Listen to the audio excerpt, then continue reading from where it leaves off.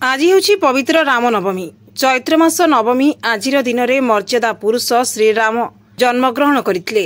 ଏ ସ୍ୱତନ୍ତ୍ର ଦିନରେ ଏକ ସ୍ୱତନ୍ତ୍ର ମନ୍ଦିର ବିଷୟରେ ଆଲୋଚନା କରିବା। ମନ୍ଦିରଟିର ନାମ ରାମନାରାୟଣ ମନ୍ଦିର। ଏହି ମନ୍ଦିରଟି ବିଜୟନଗରମ ଆନ୍ଧ୍ରପ୍ରଦେଶରେ ରହିଛି। ଏହା ଦେଖିବାକୁ ଠିକ୍ ଭଗବାନ ରାମଙ୍କ ଧନୁବାଣ ସଦୃଶ ପରି ଦିଶେ। ମନ୍ଦିରଟି 15 ଏକର ଭୂମିରେ ନିର୍ମିତ ହୋଇଛି ଏବଂ ଏହା ବିଜୟନଗରମ ଏୟାରପୋର୍ଟରୁ 50 କିଲୋମିଟର ଦୂରତାରେ ଅବସ୍ଥିତ। ମନ୍ଦିରରେ ଏକ ବିଶେଷ ମୁହୂର୍ତ୍ତ ରହିଛି। ଠିକ୍ ସନ୍ଧ୍ୟା ସମୟରେ ଲେଜର ଲାଇଟ୍ ସହ ହନୁମାନ ଚାଳିଶା ହୁଏ ଏବଂ ଏହି ମୁହୂର୍ତ୍ତରେ ମନ୍ଦିରଟି ଦେଖିବାକୁ ବହୁତ ସୁନ୍ଦର ଦେଖାଯାଏ। ଦୂର ଦୂରାନ୍ତରୁ ଆସିଥିବା ଭକ୍ତମାନେ ଭଗବାନ ରାମଙ୍କ ଦର୍ଶନ ପରେ ସନ୍ଧ୍ୟା ସମୟକୁ ଅପେକ୍ଷା କରିଥାନ୍ତି ଏବଂ ସନ୍ଧ୍ୟା ହେବା କ୍ଷଣି ଆରମ୍ଭ ହୋଇଯାଏ ଲେଜର ଲାଇଟ୍ ସହ ହନୁମାନ ଚାଳିଶା।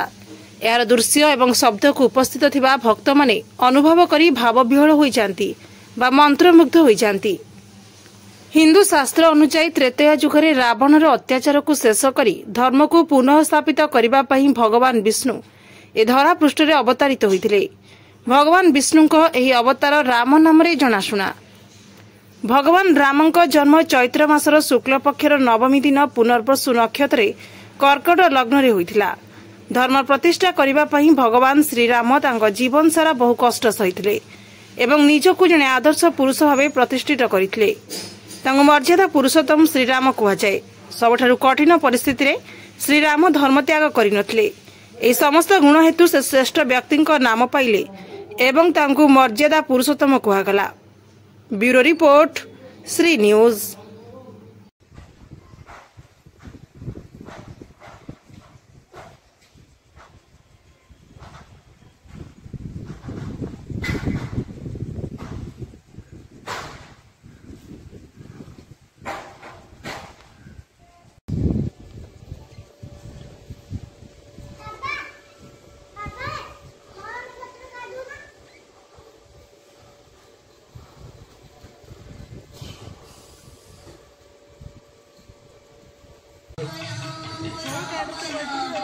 ତାପରେ